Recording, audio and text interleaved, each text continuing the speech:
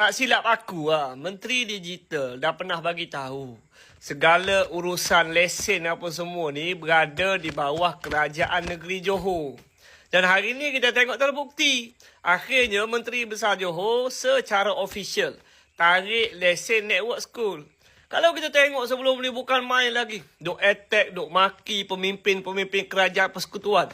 Seolah-olah segala salah itu nak dilonggokkan kepada pihak menteri, pihak kerajaan persekutuan.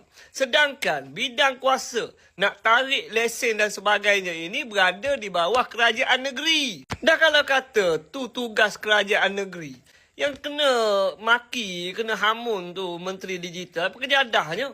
Yang kena marah tu Perdana Menteri, apa kejadahnya? Inilah masalah dia. Sebab itulah bila menteri ke siapa jawab, gunakan fakta bercerita tentang bidang kuasa, dengarlah dulu. Cari dan siasat dapatkan maklumat yang betul-betul ke bidang kuasa ini berada di bawah persekutuan ataupun ia berada di bawah negeri. Dan sekiranya kita dapatkan maklumat itu, barulah kita faham. Dan akhirnya hari ini terbukti. Oh, kalau macam tu mudahlah jadi kerajaan negeri, jadi pemimpin di peringkat negeri ni. Seolah-olah macam negeri ni kuasa dia kecil je.